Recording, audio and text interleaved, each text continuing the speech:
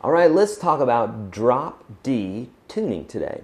Drop D tuning is one of the easiest and coolest alternate tunings that you can do on the guitar, and it's a great intro to doing tunings other than standard pitch. Okay, so let's talk about how to get to here first. Okay, so if I have the guitar tuned to standard pitch, then the easiest way to do this is to hit your D string and your low E, and you want to drop the E to a low D.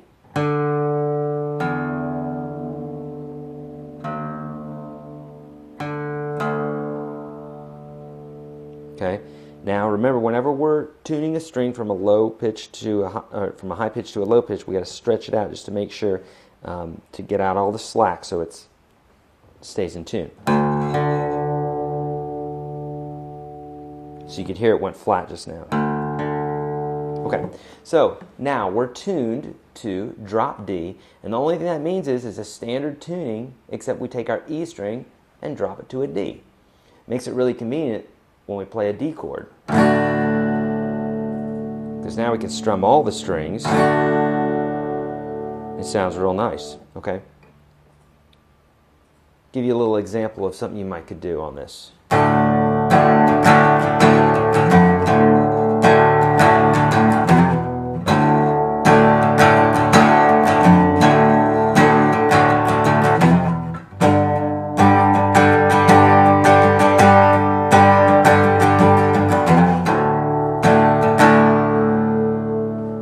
Give you an example there. So, all right, so here's how you have to think about drop D. It's a little bit different in that now that this low E is down a whole step, we have to think about any melodies that we might play or any bass lines that we play on there to compensate up one whole step, okay? Let me say that again. This low E is dropped down one whole step. So, in order for what used to be our G to sound like a G now, we can't play it here anymore because everything went down a whole step. So now, since we tuned it down a whole step, the G will now be played up here, one whole step up. If we want to play an A, now the A will be up here, and so on. Just think about the whole spectrum being bumped down a whole step, or in this case here, we're going to have to bump it up a whole step because we tuned the string down. Okay, so anything that we're doing here, do it a whole step up. So if I wanted to grab a G chord, in fact, I'm going to do my what I call the cheating G, where I take my second finger and I mute that fifth string. I can't go for that note there because it's not there, and this takes a little getting used to because you'll just grab things by rote memory, by muscle memory, and then that note won't be there and it'll be so weird. So this takes a little getting used to. So that note needs to come up a whole step in order for that chord to be played as a G, and of course can't play it like that because these are the two notes that I need. They're down here. The only thing that changed was the sixth string. So that note needs to come up here. I need to change my fingering. So that would be a G chord. Or this. Taking this third finger and playing the fifth fret of the E string, and I'm muting the A string.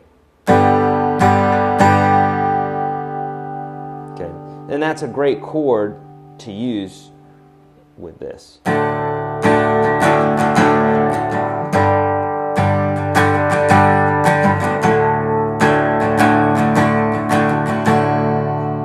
Okay. Now, I was doing some other really cool things here, like this little bend. And then I did like a...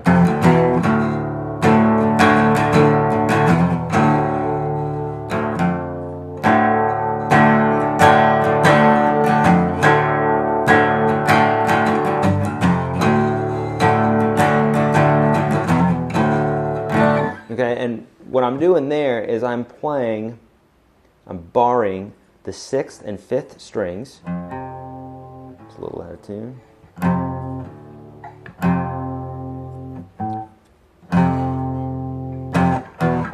There we go. Okay, so the 6th and 5th strings you can bring up barred, and basically it's playing a power chord, a 5th. But since this note's up one whole step, then we're basically playing power chords. You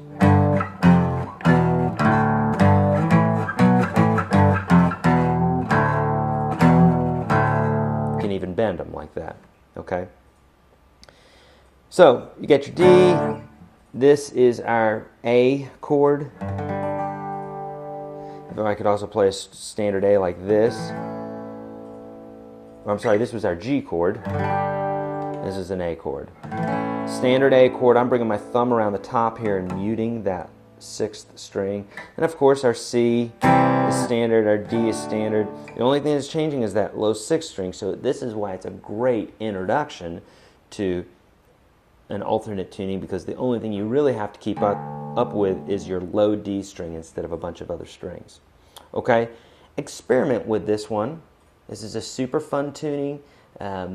Just the best way to delve into this is to take a song that you already know, and especially a song that's in D, and drop that low E to a D and compensate for the whole step difference on the E string and leave everything else about the song the same. It's a great introduction to this type of playing. And then later on you can start writing songs around this tuning.